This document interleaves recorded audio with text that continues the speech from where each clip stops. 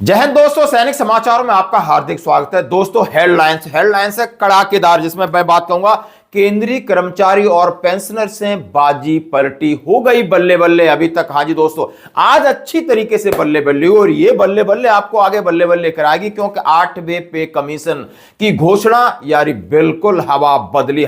उसका प्रूफ एक बड़े कर्मचारी संगठन के नेता ने कहा है, लिखित में आपको देखना होगा और मैं बात करूंगा।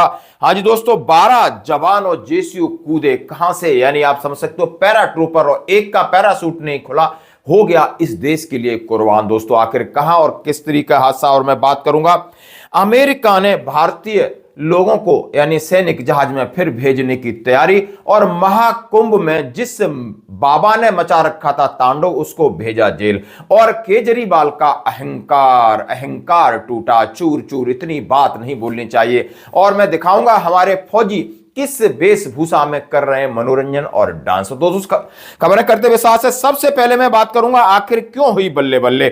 और ये डॉक्टर मंजीत सिंह पटेल, जो कि केंद्रीय कर्मचारी संगठन के बड़े नेता हैं, बार बार टीवी पे आते हैं, 8 पे कमीशन को लेकर और ओपीएस को लेकर अपनी बातें कहते हैं। और उन्होंने 2 दिन पहले जाकर के डॉक्टर जितेंद्र सिंह से मुलाकात की थी, और उन्होंने कहा है कि केंद्रीय कर्मचारियों ने, हाँ जी दोस्तों, जैसे उन्होंने कहा पोस्टल बैलेट में जो भी गिनती हुई सरकारी कर्मचारियों और पेंशनरों ने केंद्र सरकार को रिटर्न गिफ्ट दिया है। और किस लिए रिटर्न गिफ्ट दिया है कि टैक्स की छूट और 8वें वेतन आयोग की घोषणा, मिडिल क्लास पर मेहरबान सरकार, और सभी ने इसका जबरदस्त स्वागत किया है और दिल्ली में बन गए विजेता। दोस्तों, बिल्कुल उन्होंने सही कहा है। लगातार ये लोग वो लीडर हैं, और जाकर डिपार्टमेंट ऑफ एक्सपेंडिचर हो या डीओपीपीडब्ल्यू के मिनिस्टर से लगातार मुलाकात करते हैं और अपने हमारे हितों की मांगे आगे रखते हैं। दोस्तों, और दूसरी बात आप देख सकते हो, आज तक की पत्रकार ने पूछा, वित्त मंत्री महोदय, क्या आपका 8वां वेतन आयोग की एक गुगली है या मास्टर स्ट्रोक है या क्या है? चाहे ना चाहे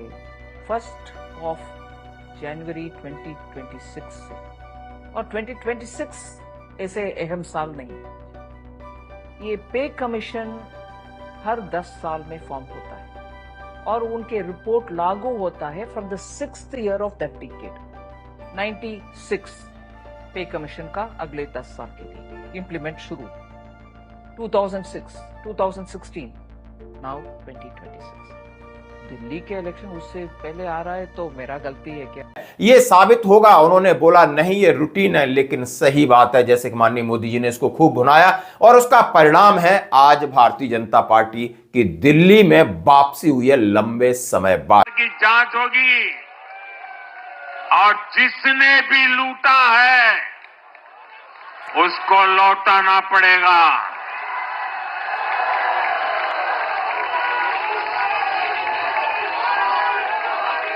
ये भी मोदी की गारंटी है।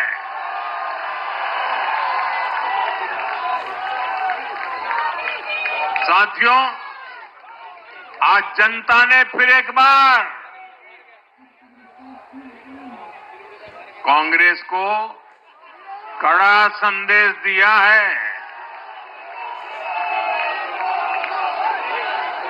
दिल्ली के चुनाव में कांग्रेस ने 0 की डबल हैट्रिक लगाई है। देश की राजधानी में देश की सबसे पुरानी पार्टी का लगातार दिल्ली में 6 बार से खाता नहीं खुल रहा है,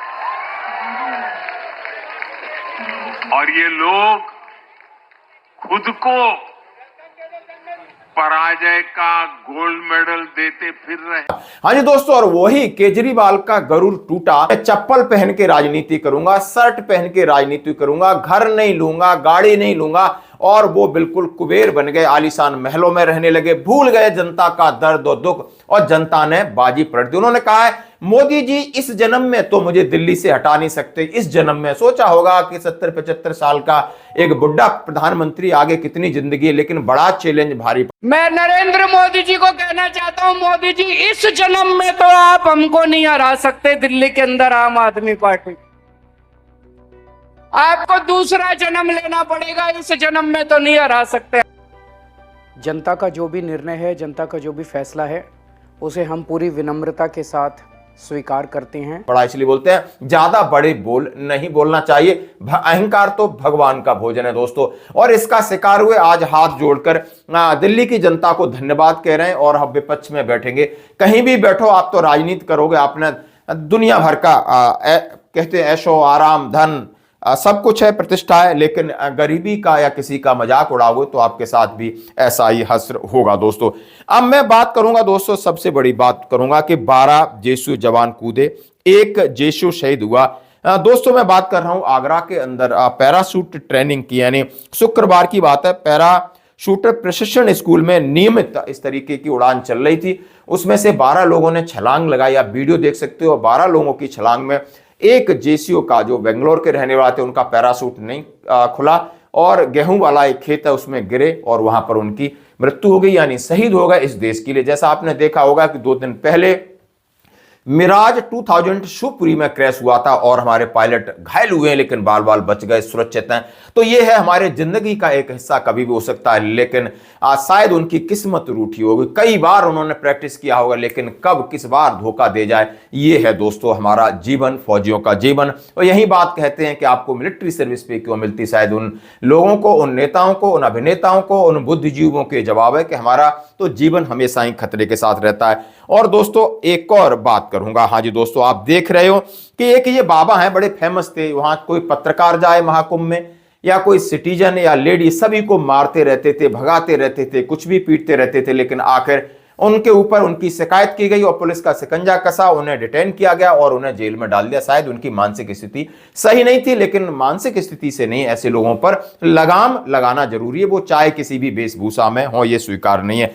अब मैं बात करूंगा दोस्तों अमेरिका की। जैसा कि आप देख सकते हो कि अमेरिका ने 1 से 4 भारतीय भेजे थे बंधक बना के, उस पर ज्यादा बवाल हुआ था, संसद में भी और संसद के बाहर भी। उन्होंने एक और लिस्ट भेज दी है, उन्होंने कहा है 295 और बहुत सारे लोग हैं जो अमेरिका में गैर नागरिक थे, गलत तरीके से घुसे, उनकी घुसपैठ सेना ने पकड़ लिया है और सेना की गाड़ियों से लाए जा रहे हैं और सेना के विमान से, सेना के जहाज से उन्हें भारत भेजा जाएगा। भारत के विदेश सचिव ने इस बात की पुष्टि की है और उसकी वो सत्यता कह रहे हैं कि आखिर ये लोग कहां के हैं, कहां उनका घर है, उनके आगे कैसे डिस्पोज ऑफ किया जाएगा दोस्तों। और अंत में बात करूंगा अपने सैनिकों का। हमारा सैनिक भी अपना मनोरंजन करते हैं, किसी भी रूप में हो, मस्त रहना इन्हें आता है और उनकी आप मस्ती देखिए। आज की खबरों में इतना ही, बने रहिए हमारे साथ।